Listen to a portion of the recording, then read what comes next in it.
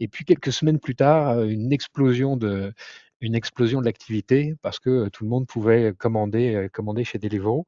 Je vous invite à retrouver sa masterclass sur notre chaîne YouTube ou sur votre plateforme de podcast préférée, avec un thème que je retiens, qui est la transparence.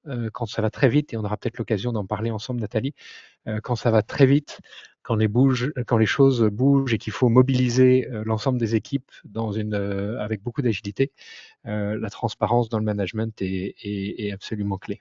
Voilà. Euh, vous êtes aujourd'hui donc près de 300 à être inscrits. Les masterclass de l'excellence managériale sont rendus possibles par le soutien d'Incentive. Incentive, c'est le copilote du manager commercial, pour motiver, engager et récompenser ses équipes. On travaille aujourd'hui dans 20 pays, une vingtaine de pays, avec des comptes comme Société Générale, comme Groupama, Orange ou LG. Si vous êtes intéressé, n'hésitez pas à contacter nos équipes. La page de publicité est terminée. Est-ce que, Jonathan, tu peux nous faire le portrait de notre invitée, Nathalie Bala? Tout à fait. Nathalie, vous êtes un symbole de leadership engagé et de transformation réussie. Diplômée de l'ESCP et titulaire d'un doctorat en sciences économiques de l'université de St. Gallen en Suisse, vous débutez votre carrière dans l'audit chez Prince Waterhouse, et c'est ensuite dans le secteur du retail et de la vente à distance que vous laissez une empreinte.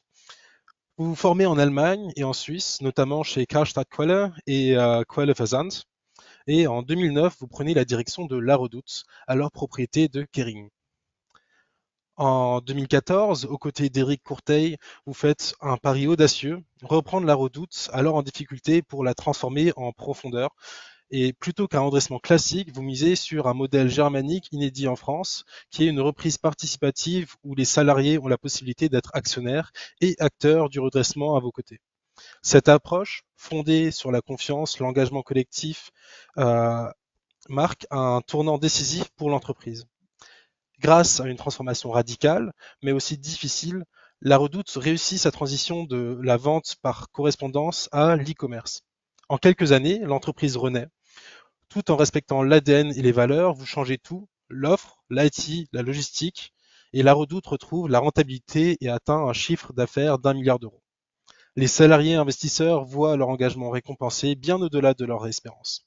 Et aujourd'hui, vous siégez au conseil d'administration de deux leaders français dans leur domaine, Edenred et Criteo.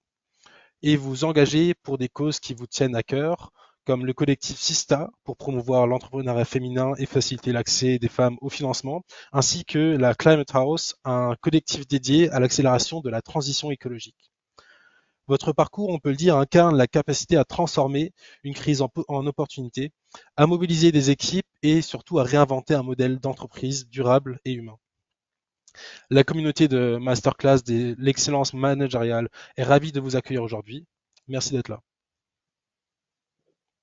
Quel parcours, Nathalie. Bravo, toujours fidèle à tes engagements. Alors la Redoute, c'est une histoire très ancienne, qui commence en 1837 avec Joseph Paulet, repris ensuite par son fils Charles en 1873. Les filatures de la Redoute. La Redoute, ça vient du nom de la rue dans lequel la filature est installée. Et puis, après la crise du textile de la Première Guerre mondiale, la Redoute est le premier à innover pour proposer directement ses produits aux particuliers via des petites annonces, avec un premier catalogue en 1928 de vente par correspondance avec 16 pages et une quarantaine d'articles de tricot. Voilà. Et puis, la Redoute devient un grand magasin à domicile progressivement, et puis le catalogue souffre. Et toi, tu as vécu cette aventure de la fin du catalogue avec le déclin des ventes qui baissent de 10% par an, avec des pertes qui s'accumulent. Euh, tu as vécu cette crise. Comment est-ce que tu l'as vécu et comment est-ce que tu as basculé sur ce statut d'entrepreneur, puisque tu as décidé de reprendre finalement l'entreprise avec les salariés? Oui. Oui, alors moi je suis arrivée à la base pour engager cette transformation digitale, hein. C'est pour ça qu'on m'a fait venir et aussi pour accompagner la sortie du groupe de la Redoute vers en dehors du groupe de PPR. PPR à l'époque c'était Pinot Printemps Redoute, entre-temps c'est devenu Kering. À l'époque, la sortie devait s'effectuer avec l'ensemble des activités de vente à distance du groupe et au travers d'une holding qui s'appelait Red Cats. Ça s'est pas tout à fait fait comme ça. Mais pour moi, j'ai rejoint la Redoute. Alors j'avais compris qu'il y avait un enjeu de transformation.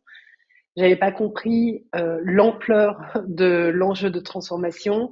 J'aime bien donner ce petit exemple. Quand je suis arrivée, en fait, ce que j'ai découvert, c'est que les clients qui commandaient sur le catalogue et qui payaient avec leur carte de crédit, quand il leur arrivait la malchance de vouloir retourner leur article, ce qui est quand même la promesse de base en fait, de pouvoir commander, de pouvoir retourner si ça ne convient pas, ben on les remboursait par chèque. Donc on les obligeait à aller encaisser leur chèque à la banque. Donc on était bien loin de la simplicité finalement de gens qui existaient déjà à l'époque, Zalando, Amazon, etc., où le parcours était extrêmement fluide et simple. Et c'était la promesse de l'e-commerce d'apporter en fait un grand nombre de produits avec une simplicité en fait d'expérience imbattable.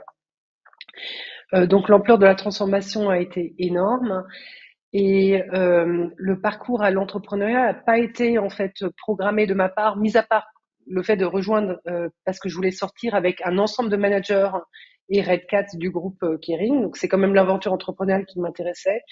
Le fait est que ça s'est pas fait comme ça parce que le groupe n'a pas réussi à revendre Red Cat aux conditions qu'il le souhaitait. Donc il a décidé de vendre les enseignes de Red Cat par appartement. Et est arrivé le tour de la Redoute, et c'est là où en fait, au vu des projets qui étaient sur la table de reprise, je me suis dit, j'ai deux solutions. Soit en fait, j'accepte un projet auquel je ne crois pas et du coup, je vends l'entreprise, ce qui était la mission que l'actionnaire m'avait confiée et je pars parce que je n'adhère pas au projet. Ou alors, je présente un projet moi-même avec en fait l'équipe managériale pour reprendre l'entreprise et un projet auquel je crois et sur lequel je puisse m'investir. Et au final, par la force des choses, je dirais, j'en suis arrivée à cette solution-là parce que je voulais pas laisser tomber la boîte et que je croyais en notre capacité collective à redresser en fait l'entreprise. Et c'est comme ça que j'en suis arrivée à reprendre l'entreprise avec Eric Courteil, mon associé, et tout le comité de direction et l'ensemble des collaborateurs en 2014. Comment est-ce que tu as réussi à convaincre l'actionnaire que ta proposition était la meilleure? Alors, d'une part, ce qu'il faut savoir, c'est qu'à l'époque, la Redoute allait très mal. Tu l'as dit, on perdait 50 millions d'euros de résultats. Donc, du coup, l'actionnaire était, pour vendre l'entreprise, était obligé de recapitaliser l'entreprise. Donc, il fallait pas apporter de fonds. C'est l'actionnaire sortant qui apportait les fonds. Ça, c'était déjà un énorme avantage parce que il fallait pas en fait avoir la surface financière pour pouvoir payer en fait la marque et l'asset et les actifs. Euh, je pense qu'on a convaincu l'actionnaire d'une part parce que on avait un projet euh, que je connaissais l'entreprise. Ça faisait depuis 2009 que j'étais dans l'entreprise, donc je savais exactement ce qu'il fallait faire. Quoi. On ne sait jamais exactement ce qu'il faut faire, mais en tout cas, j'avais la meilleure connaissance et la meilleure compréhension finalement de l'entreprise. On a proposé avec Eric Courteil et l'ensemble du comité de direction un projet qui était ambitieux mais réaliste, qui était socialement responsable, parce que ce qu'il faut savoir, c'est qu'on avait beaucoup trop de collaborateurs et qu'il a fallu qu'on se sépare de la moitié des collaborateurs en France, mais on a proposé de le faire de manière extrêmement responsable sur la durée, avec des plans de retraite, de pré-retraite, en laissant le moins de personnes sur le carreau, en fait, ou sur le bord de la route. Euh, et on n'était pas les mieux-disants, c'est-à-dire qu'on demandait certes pas le moins d'argent, parce que finalement c'était qui demandait combien d'argent pour à recapitaliser, euh, mais on demandait en fait un nombre, un chiffre assez important avec une particularité ou deux particularités, c'est qu'on était deux coprésidents, c'est-à-dire on s'était associés parce qu'on était conscient de la difficulté de l'exercice et de la nécessité d'avoir une intelligence collective. Et aussi, on proposait de ouvrir le capital de l'entreprise à l'ensemble des collaborateurs, ce qui est un cas unique sur une taille d'entreprise comparable, et donc d'associer en fait, en cas de retournement et de succès en fait du retournement, l'ensemble des collaborateurs à la création de valeur et au partage de la création de valeur. Et ça, je pense que c'est probablement un des éléments qui a dû faire basculer. Et on s'était engagé aussi, par exemple, à ne pas distribuer de dividendes pendant plus de 3 ans. C'est-à-dire de vraiment, en fait, utiliser l'argent pour transformer l'entreprise et pour s'assurer que l'entreprise puisse retrouver de la croissance rentable. C'était l'objectif, en fait, qu'on s'était fixé. Donc, je pense que tous ces éléments mis bout à bout, plus en fait des partenaires sociaux qui avaient confiance en moi parce qu'ils me connaissaient, ont certainement fait basculer l'actionnaire dans sa décision, sachant que notre projet n'était pas le mieux disant, c'est-à-dire qu'on n'était pas ceux qui demandaient le moins d'argent à l'actionnaire sortant. Je vais aller regarder les entreprises françaises qui associent le plus leurs salariés à leur capital. Alors, parmi les exemples emblématiques, il y a Bouygues. Hein, Bouygues, de mémoire, ils ont 22% du capital qui appartient aux salariés. Orange, aujourd'hui, a un peu plus de 7% du capital qui appartient aux salariés. Veolia, un peu plus de 6%. Et finalement, ce que vous avez fait, notamment dans des situations de crise, où les actionnaires, les repreneurs ont souvent tendance à essayer de minimiser leurs risques. C'est tout à fait unique, c'est tout à fait unique et c'est ce qui a permis finalement de remporter l'adhésion des actionnaires pour vous confier la main. Comment est-ce que les employés ont réagi au début? Est-ce qu'ils se sont tous dit: «OK, c'est génial, on y va, on est entrepreneur avec vous»? Est-ce qu'il y a une certaine réticence? Parce que vous leur demandiez quand même d'acheter, des actions, de mettre quand même la main au porte-monnaie. Quelle a été la réaction des collaborateurs au moment où vous leur avez présenté le plan? Alors on a ouvert en fait le capital au travers de deux véhicules. Un dédié aux 50 top managers qui accédaient directement en fait à des actions et l'autre un véhicule qui était logé, donc un fonds commun dit de placement d'entreprise, de reprise d'entreprise, qui était logé dans le plan d'épargne d'entreprise et où on sécurisait finalement l'investissement des salariés par un abondement. Et ce qui faisait que normalement, un salarié qui mettait 20, 30, 40, 50 euros était abondé à hauteur de 200%. Et du coup, normalement, ne pouvait pas perdre sa mise, même si l'entreprise, en fait, se plantait. Euh, donc, on a vraiment tout fait pour que le plus grand nombre puisse participer et que on ait un partage de la valeur le plus large possible.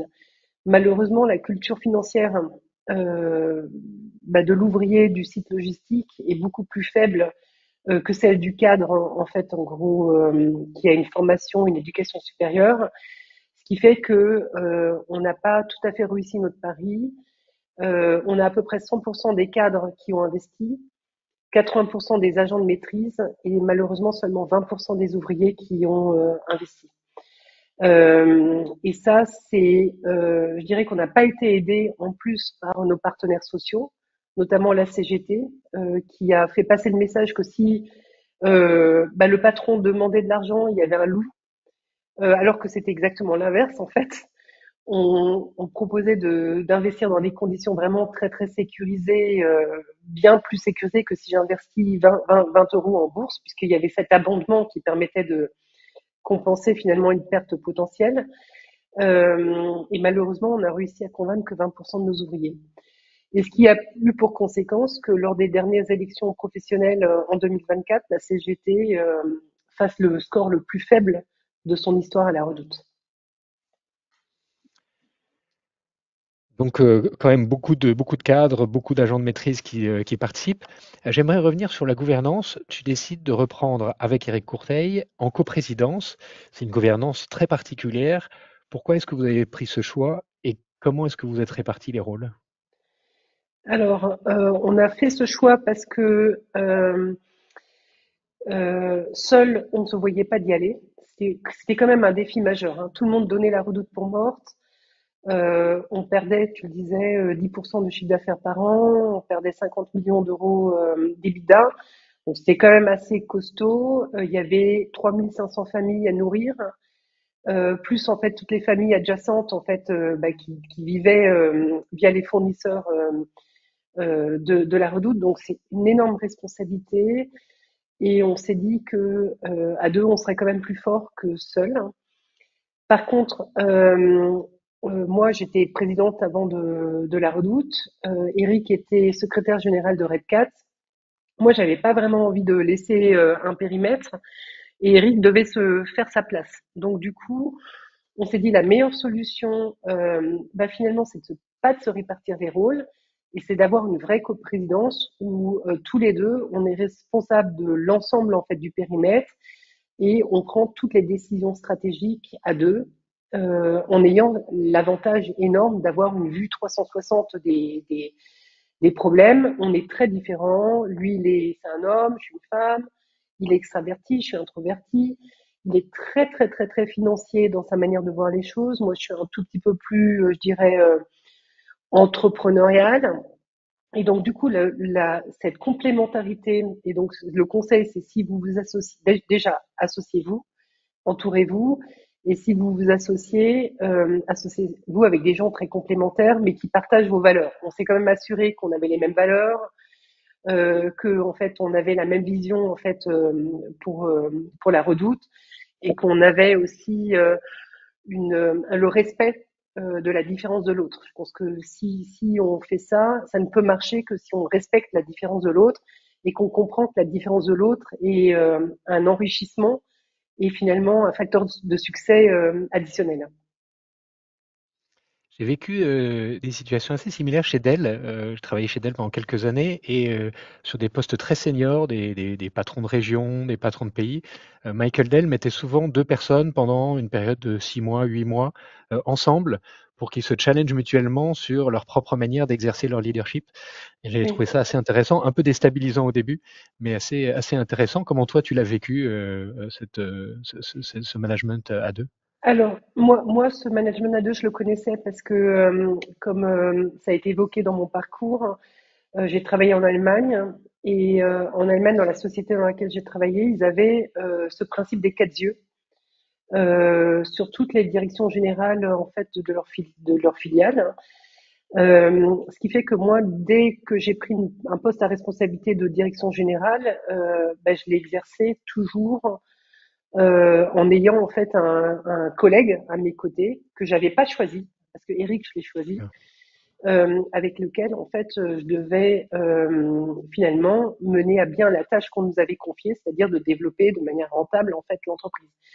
Et donc ça force l'humilité, la capacité de remise en question et la capacité d'écoute et aussi la capacité à s'imposer et pas se laisser finalement comment dire posséder par les idées de son collègue quelque part. Ça doit être la somme des idées des deux doit le 2 plus 2 doit pas faire 4 mais 5 parce que sinon s'il y a aucun avantage si 2 plus 2 fait 2 finalement en fait le principe des quatre yeux ne sert à rien. Donc j'ai été éduquée finalement dans ce sens-là et je pense que notre projet, comme on voulait sauver l'entreprise et que finalement au départ la mission c'était on sauve la Redoute, tu mets ton ego de côté. En fait, tu ne peux faire ce projet que si tu mets ton ego de côté et que en fait tu es dépassé par une grande cause qui est veux sauver la Redoute.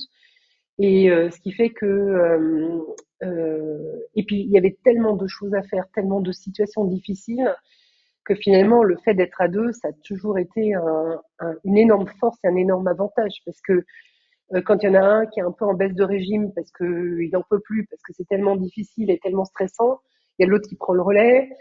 Quand il y en a un qui a une super idée, l'autre en fait arrive avec peut-être le risque que celui qui avait l'idée n'a pas vu, et du coup ça permet de mieux penser, de mieux réfléchir en fait aux prochaines étapes. Je pense que ça a été, on le dit tous les deux, hein, Eric et moi, on n'aurait jamais réussi l'un sans l'autre, quoi. C'est impossible. Et finalement, pourquoi ça se diffuse pas plus, ce principe des 4 yeux? C'est parce qu'on a trop d'ego, en Je général, dans pense les qu'il y a situations beaucoup, il y a classiques? beaucoup, ah oui, il y a beaucoup d'ego, euh, énormément d'ego. Je pense aussi un manque de confiance en soi, parce que finalement, il faut avoir une grande confiance en soi et en l'autre pour pouvoir en fait, en gros, accepter de diriger à deux. Si on n'a pas capacité à développer cette confiance et si on n'est pas en assise personnelle très forte, bah, c'est sûr que c'est plus difficile de faire confiance à l'autre. Donc je pense que ça demande énormément de travail sur soi, sur sa capacité de communiquer, de travailler en fait en groupe. Mais nous, on dit toujours avec Eric que notre aventure, c'est une aventure collective et c'est parce que c'était une aventure collective qu'on a réussi. On n'avait pas, je dirais, les meilleurs collaborateurs. Déjà, on était à Roubaix. Donc, en fait, en gros, faire venir le Normal Sup ou l'X ou je sais pas quoi, l'HEC à Roubaix, c'est pas évident. Donc, du coup, nous, on s'est appuyé sur un principe fondamental, c'est que à plusieurs, on était plus fort que finalement euh, tous les gens qui avaient fait les meilleures grandes écoles et toutes les tronches de cette terre. Et le fait d'avoir une vision très très claire, d'avoir une ambition très forte, mais d'être en fait conscient de ses faiblesses et finalement de toujours savoir que le collectif compenserait le maillon faible en quelque sorte, nous a permis en fait de traverser les périodes les plus difficiles, les challenges les plus importants avec énormément de succès parce que finalement on a réussi cette transformation en relativement peu de temps, mais parce que tout le monde finalement savait qu'il pouvait compter sur les autres et que le plus faible aurait toujours le soutien en fait de ceux qui étaient plus forts ou qui finalement savaient. Et c'est comme ça que notre binôme a fonctionné. Je pense qu'on a eu aussi ce vecteur d'exemplarité. C'est-à-dire qu'en fait, on a su montrer que nous, à la tête de l'entreprise, on était en capacité à se remettre en question dans notre manière de travailler. Et du coup, on demandait aux équipes de se remettre en question, mais finalement avec beaucoup de légitimité parce que on se remettait nous-mêmes en question Tu le faisais? dans notre manière d'exercer en fait le pouvoir. Et je pense que ça, euh, en tout cas dans les sociétés que je vois, les sociétés cotées, euh, c'est euh, c'est très rare. C'est très très rare et cette capacité finalement à faire confiance aux autres, à comprendre que le collectif sera toujours plus fort que l'individu, on n'y est pas tout à fait encore. Toi, tu avais une expérience extraordinaire de la vente à distance parce que tu as fait une grosse partie de ta carrière chez Quelle, qui est quand même le pape de la vente à distance en Allemagne, enfin, dans les pays germanophones. Tu connaissais très bien les sujets. Est-ce qu'il n'y a pas la tentation, quand tu es en période de crise, de trancher, d'aller vite et donc de bousculer un peu les équipes aux dépens du collectif? Comment tu as géré cet équilibre entre j'embarque les gens et je dois aller vite, je dois prendre les décisions et je sais bien où aller parce que je suis une experte? Oui. Alors, ça a été, c'est certain qu'au départ, euh, en fait, les organisations ont énormément de mal à se remettre en question et à challenger l'existant. C'est toujours plus confortable pour tout le monde, hein, y compris c'était aussi plus confortable pour moi et Eric, bah, de faire ce qu'on sait faire et de le faire de la manière dont on sait faire. Le sujet, nous, on a toujours été à la recherche de contre-pouvoirs et d'éléments qui pouvaient nous bousculer. Donc c'est certain, quand je suis arrivée, j'ai énormément bousculé l'organisation. On me disait par exemple, quand il y avait une erreur dans le catalogue et qu'il était en impression, on disait toujours qu'on ne pouvait pas arrêter les rotatifs de l'imprimerie. Et un jour, tout au début, en fait, en gros, j'ai demandé à ce qu'on arrête les rotatifs de l'imprimerie pour corriger l'erreur, pour montrer que rien n'était impossible et que tout était une question de volonté et tout était une question je dis toujours quand on peut, on veut, quand on veut, on peut, pardon, et que tout était une question finalement de choix, de priorité et de décision quelque part. Et je pense que le grand problème d'organisations qui ont du mal à se remettre en question, c'est que toujours des gens qui vous expliquent que quand on a essayé de changer, ça n'a pas marché, que en fait on ne peut pas faire ci pour telle et telle raison. Au départ, en fait, quand on veut démarrer une transformation, il faut avoir comme ça quelques éléments symboliques pour montrer et prouver à l'organisation que on peut faire autrement, qu'il y a toujours une manière de faire autrement et que parfois ça marche, parfois ça ne marche pas, mais que continuer à faire ce qui ne marche pas, en tout cas, c'est pas la solution et c'est pas la voie qui vous amènera en fait en gros sur le retour à une croissance rentable. Donc oui, certes, au départ, j'ai un peu challengé l'organisation, mais plus dans une logique d'apprentissage que dans une logique en fait de détruire l'existant et de dénigrer l'existant, plus dans une logique de on va apprendre ensemble et on va grandir ensemble et on va se prouver que finalement, même si on a moins de moyens qu'un Amazon, même si jusqu'ici on n'y a pas réussi, eh ben on est en capacité de réussir parce que on a des forces en fait que d'autres n'ont pas et on a compris ce que le client attendait de nous et donc du coup il va falloir qu'on passe un certain nombre d'étapes et donc on change un certain nombre de manières de fonctionner. Et je pense que ça tout dépend toujours de la manière dont on le fait et on communique avec les équipes. Et nous, on a toujours eu une devise, c'est on dit ce qu'on fait et on fait ce qu'on dit. Et finalement, quand c'est prévisible et que les gens comprennent pourquoi on fait des choses, c'est toujours plus simple d'emmener le collectif et de que chacun trouve sa place en fait dans le collectif, parce que au final, le sujet c'est quelle est la destination, quelle est la vision, quelles sont les choses qui vont rester, quelles sont les choses qui vont changer, et tout ça, on a défini ça avec les équipes. Alors, je dirais pas qu'on a tout fait, quoi. C'est impossible de ne pas faire d'erreur. L'erreur est humaine, mais rien que le fait d'énoncer que on va tenter de faire des choses, que finalement on risque de se planter, et que quand on se plante, on reconnaît qu'on s'est planté, qu'on n'essaie pas de cacher le truc en disant mais non, mais en fait c'est pas si mal que ça. Finalement c'est la transparence dont tu parlais en introduction. Je pense que ça permet de construire la confiance et ensuite il y a un ciment de confiance qui se construit quelque part, qui fait que on peut faire des choses qui paraissaient impossibles en fait au départ de l'aventure. Et je pense que c'est comme ça qu'on a fonctionné en indiquant la trajectoire qu'on voulait avoir, ce qu'on voulait changer, ce qu'on allait garder, et aussi en ayant l'honnêteté intellectuelle de se remettre en question quand on s'était trompé quelque part. Les gestes symboliques comme l'arrêt de cette rotative pour montrer que finalement les décisions, la manière dont on prenait les décisions dans le passé pouvait être mise en cause, sont Voilà. très puissants pour faire passer des messages. Est-ce qu'il y a d'autres gestes symboliques de décision de management qui t'ont aidé à faire passer les messages importants dans l'organisation? Euh, oui, alors disons que par exemple, alors bizarrement, parce que en fait, en gros, on était une société de B2C, mais on vendait à distance, donc le client était loin, on n'était pas du tout customer centric.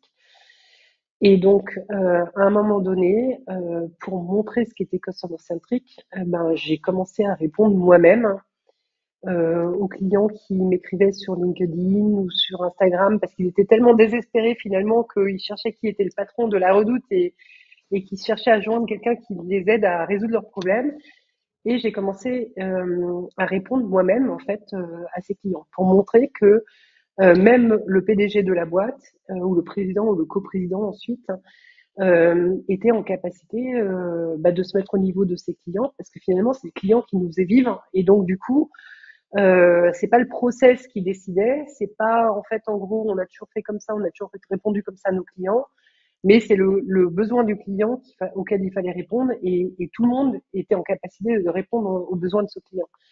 Et ça a été assez aussi assez emblématique quelque part que je réponde moi-même, que je m'occupe moi-même, que j'aille moi-même ensuite à la relation client pour essayer de trouver une solution pour ce client. Et du coup, ça a remis le client au centre et chacun s'est senti investi de servir correctement le client, ce qui est quand même le b.a.-ba du retail. J'aimerais qu'on parle un peu de la concurrence maintenant. Il y a la concurrence, bien sûr, de l'e-commerce, puisque c'était le grand move de la Redoute. Il y a la concurrence historique des Trois Suisses. Alors, les Trois Suisses sont nés un peu plus tard, dans les années 20, je crois, c'est après la guerre. Mais dans les années 70-80, ils ont été assez dynamiques. Ils ont fait des partenariats avec, à l'époque, Sonia Rykiel, avec Jean-Paul Gaultier. Et puis, finalement, chaque entreprise a atteint peu ou prou le milliard de chiffre d'affaires. Et les destins ont été très différents. Qu'est-ce qui a permis à la Redoute de se distinguer et de prendre le bon virage quand les Trois Suisses ont eu plus de mal? Oui, alors en fait, comme moi je suis arrivée à la Redoute, les Trois Suisses avaient fait venir un patron qui avait travaillé chez Amazon. Et donc, lui, sa stratégie, c'était que les Trois Suisses deviennent l'Amazon en fait français, avec une stratégie très très différente qui partait pas de la marque, de l'ADN et des forces de la marque, mais qui partait d'un modèle à reproduire. Et donc, Amazon, c'est quoi? C'est une société technologique qui apporte du service à des vendeurs, parce que c'est essentiellement une marketplace, donc qui a un service logistique, qui a un service cloud, qui en fait en gros ensuite est venue toute la partie retail média et compagnie, mais ça n'existait pas encore à l'époque. Et donc du coup, le patron des Trois Suisses à l'époque, ou du groupe Trois Suisses, a décidé euh, d'ouvrir en fait sa relation client pour des prestations tiers, d'ouvrir sa logistique pour des prestations tiers, donc a énormément investi dans l'IT, dans la logistique, etc. Mais n'a pas nourri la marque les Trois Suisses. Et ça a coûté énormément d'argent. Et ensuite, est venue la vision de, ben, en fait, en gros, voilà, on a mis en place tous ces services. Le catalogue est en voie de déperdition, donc on arrête le catalogue du jour au lendemain et on bascule en fait sur un modèle digital. Moi, j'avais une approche tout autre qui partait de la marque, de l'ADN de la marque, de la force de la marque. La force de la Redoute, c'était d'avoir ses produits en propre, de développer ses produits en propre par rapport à un Amazon ou à Zalando. Je savais que nous, par rapport à un Amazon, on n'arriverait jamais à se battre. Donc du coup, le choix était de partir du produit, de la force de la Redoute en fait, qui était le produit, et de choisir des segments de produits sur lesquels on était fort ou sur lesquels Amazon ne pouvait pas se positionner parce qu'il y avait des barrières à l'entrée trop fortes, comme la maison et la décoration, et du coup de développer en fait la marque au travers du produit, mais de s'adapter à un mode de distribution différent qui est celui de l'e-commerce. Le catalogue, c'est peu de produits, des grandes quantités. L'e-commerce, c'est beaucoup de produits et peu de quantités. Donc c'est un modèle complètement différent. Et du coup, j'ai d'avoir une approche itérative, c'est-à-dire en fait de laisser le temps à l'organisation d'apprendre à fonctionner différemment, donc avec beaucoup de produits, peu de quantité, mais ça peut pas se faire du jour au lendemain. Donc on est passé de manière itérative d'un catalogue de 1200 pages à 900 pages, à 700 pages, à 400 pages. Une fois qu'on était à 400 pages, eh ben, on a pu arrêter le catalogue, mais en ayant eu une organisation qui pendant 3 ans a appris de saison en saison, a fonctionné différemment, qui est monté en puissance dans les compétences digitales, dans un approvisionnement différent, dans une relation avec les fournisseurs différentes, avec une marketplace qu'on a lancée dès 2010. Et donc, du coup, une approche, mais radicalement différente, tu peux pas faire plus différent quelque part. Et là où, en fait, eux, quand ils ont arrêté leur catalogue, ben, ils ont perdu d'un coup d'un seul 60% de leur chiffre d'affaires, ce qui est très violent. Et où nous, en fait, oui, certes, on perdait 10% par 10%, mais on n'a jamais perdu 60% du chiffre d'affaires. On a peut-être perdu 20% du chiffre d'affaires au global le temps de cette transformation. Et ce qui fait que on a pu en fait repositionner la marque, euh, comment dire, en tenant compte de nos forces et en essayant pas d'aller nous battre en fait sur des secteurs sur lesquels on n'avait déjà pas de compétences, on n'était pas bon. J'ai raconté, On remboursait nos clients par chèque alors qu'ils payaient par carte de crédit, mais en s'appuyant sur nos forces. Et je pense que quand on fait une transformation de ce type-là, il faut, ou d'une ampleur aussi forte que celle dont on avait besoin, il faut s'appuyer sur ses forces. Si on essaie finalement, ce qu'il a essayé de faire, lui, c'est de repartir de zéro et de construire une nouvelle entreprise, entre guillemets, sur un secteur qui était quand même très compétitif et sur plusieurs secteurs, parce que c'était la logistique, la relation client, l'IT. En plus, il y avait les trois Suisses à gérer. En tout cas, moi, ma leçon de ça, c'est qu'on a quand même plutôt intérêt à se concentrer sur ses forces et sur des secteurs où les gros concurrents ont moins de chances à aller vite et sur lesquels on a le plus de chances à aller vite et à réussir. Donc, par exemple, le choix de la maison de la décoration, c'était le choix d'abord d'un secteur qui était en croissance, alors que le prêt-à-porter était en décroissance. Le choix d'un secteur sur lequel il y avait plus de barrières à l'entrée pour un Amazon ou aussi pour des maisons comme But, Confo, etc., qui n'étaient pas très bonnes sur le digital, et où on avait plus en fait moyen de se faire une place sur un marché en croissance sur le digital assez rapidement, quoi. Voilà. C'était un succès, c'était un succès extraordinaire parce que maintenant La Redoute et MPM est devenu la référence de la déco en France. Oui, en tout cas sur le online, je dirais oui. Sur l'online, oui, sur l'online. Oui.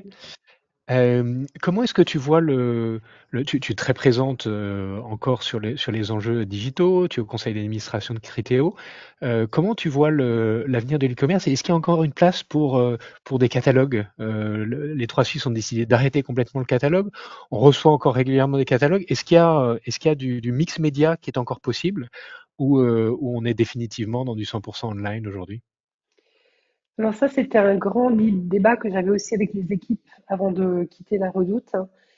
Moi, j'avais une conviction, c'est que le papier, il suffit de regarder. Après, je sais pas, hein, mais ma génération, moi après, c'est peut-être les auditeurs sont peut-être plus jeunes, mais avant, j'étais une grosse consommatrice de la presse écrite.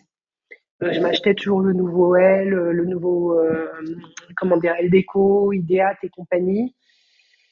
Ce que je ne fais absolument plus parce que les réseaux sociaux, notamment Instagram, mais d'autres plateformes, en fait, ont une capacité à inspirer via la vidéo, YouTube et compagnie, et à apporter du contenu frais et neuf, en fait, tous les jours, qui est beaucoup plus forte que la puissance du papier, qui est aussi forte parce que finalement, le journal reste, en fait, en gros, sur la table du salon. Mais moi, j'ai une conviction, c'est que le papier aujourd'hui est complètement has-been. D'ailleurs, on voit Carrefour a annoncé l'arrêt de ces prospectus papier là, qui sont comme d'un point de vue écologique en plus une aberration complète. Donc c'est bien Et puis là, il y que a en une fait réglementation qui l'impact. est venue mettre fin à Oui, en ça. Ouais. plus il y a une réglementation, mais il y a aussi une efficacité. Ils se seraient battus sinon, hein, ils sont assez forts en lobby. Ouais. Une efficacité de ces médias qui est plus du tout ce qu'elle a pu être par le passé. Donc moi j'ai une conviction, c'est que le papier est complètement dépassé, qu'il y a des médias comme la vidéo et compagnie qui sont beaucoup plus forts et beaucoup plus inspirationnels. Parce que le retail, c'est quoi? C'est faire rêver les gens et leur donner envie finalement de vivre mieux en équipant mieux leur intérieur ou en s'habillant de manière à exprimer leur personnalité. Et la vidéo est tellement plus puissante que le papier, ça n'a rien à voir. Donc pour moi, le papier est déjà mort depuis très très très longtemps. Mais c'était un débat que j'avais en interne, notamment sur les catalogues. On avait gardé un catalogue sur AMPM, qui est Ouais. un peu plus inspirationnel et un peu plus haut de gamme. Moi, j'ai plaidé fortement pour qu'on arrête le catalogue et qu'on investisse, voilà, dans la vidéo, dans des événements où en fait on se rapprochait de nos clients, des magasins, etc. Plutôt des showrooms connectés. Et j'ai eu beaucoup de mal en fait. Les équipes étaient très attachées au papier. Historiquement, oui, difficulté de transformation. Oui, Quelle a été oui, mais c'était encore la c'était encore le cas en 2021. Hein. ouais. Quelle a été ta décision la plus difficile pendant cette période? Ah ben très clairement le plan social, c'est-à-dire en fait quand on a écrit notre projet, comme je disais en introduction, on a dû se séparer de la moitié des collaborateurs pour une raison simple, c'est qu'on a complètement réinventé notre logistique. qui est devenue une logistique automatisée, où là où avant on devait prendre l'article qui atterrissait dans le colis et de la commande, en fait, on devait le prendre 15 fois en main. On a conçu un nouvel entrepôt logistique où on devait prendre l'article que 4 fois en main. Et donc, en fait, avec une automatisation, du coup, besoin de beaucoup moins de personnes, en fait, au site logistique. On avait 1400 personnes sur le site logistique on a repris la Redoute avec Eric, et le nouveau site logistique qu'on créait ne nécessitait que 350 personnes. Donc, du coup, bon, voilà, les maths sont très simples à faire. Et donc, du coup, on a dû se séparer en fait d'un très grand nombre de personnes, souvent des femmes relativement âgées, avec une qualification très faible, d'où en fait la nécessité, comme je l'évoquais au départ, d'avoir un plan social très responsable qui permette à ces personnes soit de partir en pré-retraite et du coup en fait de pas se retrouver au chômage et à devoir chercher un travail sans expérience et quoi, sans qualification particulière. J'ai aussi fait un programme de VAE, de validation des acquis, qui leur permettent d'avoir un diplôme en main pour pouvoir en fait se repositionner à l'extérieur de l'entreprise. Donc ça a été vraiment la décision la plus difficile, de devoir se séparer de 1200 personnes et d'essayer de le faire de la manière la plus responsable possible. Et ton meilleur souvenir, à l'inverse, de management de ces années? Ah ben, le meilleur souvenir, c'est la première fête qu'on a. C'est un peu con, mais c'est la première fête qu'on a faite. C'est très compliqué en fait quand on est en décroissance, qu'on perd de l'argent, qu'on a des plans sociaux. En tout cas, nous, on s'autorisait pas à faire la fête et Bien à sûr. célébrer. Quand on est en automne-hiver 2015, on a arrêté complètement le catalogue et on est reparti en croissance de chiffre d'affaires. Donc on perdait encore de l'argent, mais on a retrouvé la croissance. Là, on s'est dit que on pouvait s'autoriser à faire une grande fête, et donc on a fait une grande fête avec tous les collaborateurs, et c'était vraiment super. C'était euh, le célébrer en fait, c'est quand même beaucoup plus sympa que tout le reste. Et je pense qu'il y avait une attente très forte de tous les collaborateurs, et ça c'est mon meilleur souvenir. Mais après, j'ai plein d'autres très très bons souvenirs, hein. Eh bien, écoute, ce sera peut-être pour une prochaine fois. On arrive à la fin de cet entretien. Quelques ouvrages que tu nous suggères pour aller plus loin. Le Mage du Kremlin. Oui, alors ça n'a rien à voir avec le monde de l'entreprise, mais plutôt à voir avec le monde qui nous entoure. Si on veut essayer de comprendre comment Poutine nous considère et considère l'Occident et les Européens en particulier, c'est un roman très bien écrit qui assez proche, à mon sens, de la réalité. Du coup, ça vaut vraiment le coup de le lire. Deuxième, Amin Malouf, Le Labyrinthe des Égarés. Oui, alors c'est un peu dans la même logique. Il décrit d'un point de vue historique pourquoi aujourd'hui l'Occident a autant finalement d'ennemis quelque part, hein, et sous-estime probablement ses ennemis. Et d'un point de vue géopolitique aujourd'hui, ça permet d'éclairer énormément en fait les choses qui se passent et de mieux comprendre les choses qui se passent. Donc c'est aussi quoi. Moi, vous aurez compris, j'aime bien comprendre les environnements dans lesquels je me trouve pour essayer de comprendre les forces et les faiblesses et comprendre comment on peut rebondir et mieux évoluer dans un environnement qui est chaotique, chahuté, comme un environnement. Le monde est en transformation aujourd'hui, et donc du coup, quand on est dans un monde en transformation, c'est important de comprendre les forces en présence et ce qui peut aider soi-même, ou son entreprise, ou soi-même, ou ses investissements à quand même fonctionner dans un environnement où tout change. Et dernier, Bel Ami, Oui, alors de Bellamy, Maupassant. c'est plus classique, mais ça permet de comprendre les ressorts en fait des médias, du capitalisme. Comme les médias sont énormément chahutés, euh, et le modèle existant est extrêmement chahuté. C'est pareil, ça permet de très très bien comprendre déjà à l'époque comment les choses fonctionnaient, comment elles fonctionnent aujourd'hui de manière encore plus exacerbée grâce aux réseaux sociaux et donc le pouvoir d'influence que les médias ont toujours eu sur la société. Donc voilà, c'est intéressant et puis en plus c'est bien écrit. Si tu as encore quelques minutes avec nous, on a très largement débordé, ce qui nous arrive rarement, Oui, quasiment jamais. oui. Est-ce que tu as encore quelques minutes pour prendre une ou deux questions de nos auditeurs? Oui, cinq minutes, mais après je vais devoir vous Merveilleux, laisser. 5 minutes. Oui. 5 minutes. Est-ce que Jonathan, on a Oui. des questions, si vous voulez poser vos questions sur l'interface de GoToWebinar, sur l'interface Google, sur l'interface Live LinkedIn, on les centralise. Nous avons une Peut-être deux question de questions? Marie. Oui, nous avons une question de Marie-Christine tout d'abord, qui demande est-ce que la vente des actions personnelles avait-elle une deadline ou a-t-elle été ouverte jusqu'à l'aboutissement du processus? Et si oui, cela a-t-il permis de conquérir davantage d'ouvriers? Non, alors c'était comme on avait, en fait, bon, je vais essayer de faire court, mais on voulait que les collaborateurs puissent accéder aux mêmes conditions que nous, en fait, aux actions. Et comment on a déterminé la valeur de l'action? C'est en mettant chacun, Eric et moi, parce qu'on a repris l'entreprise pour 1 euro symbolique, recapitalisé, et donc du coup, la valeur de l'entreprise est déterminée par les 200 000 que on a chacun investi dans l'entreprise avec Eric, en déterminant que ça, c'était 51% du capital et que 49% du capital serait ouvert aux collaborateurs. Donc du coup, ça a été en fait une souscription unique.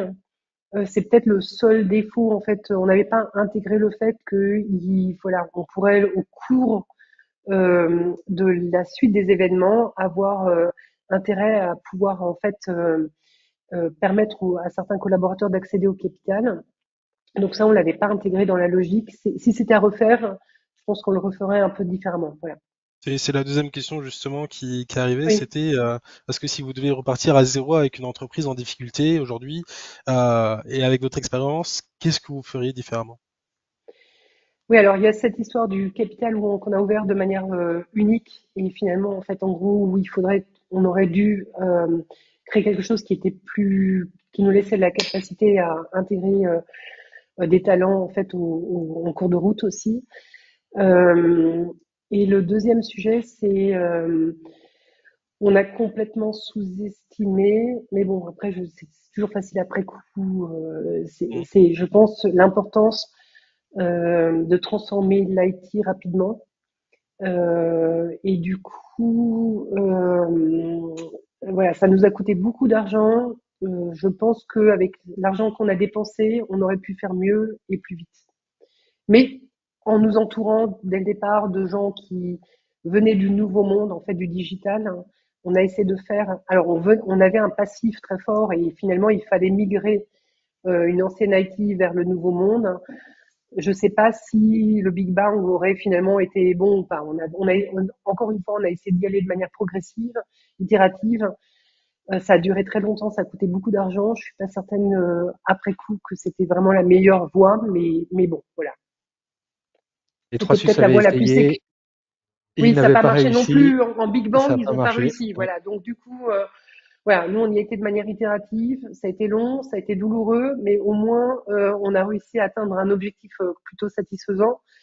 Donc voilà, je ne sais pas si on peut refaire l'histoire aussi simplement que ça. Nathalie, un immense merci de ta présence avec nous. Bravo pour tes engagements auprès de la Climate House, auprès de Sista. Je retiens le management itératif, s'appuyer sur ses forces pour construire avec le collectif un exemple merveilleux de reprise participative. Encore une fois, mille merci, un échange très inspirant et je vous donne à tous rendez-vous la semaine prochaine pour parler du dessous du management à l'Élysée. On ne va pas parler du président de la République, on ne va pas faire de politique, on va voir les dessous de l'Élysée, les invisibles de la République. C'est la semaine prochaine à 11h30, jeudi prochain. Merci à tous. Merci.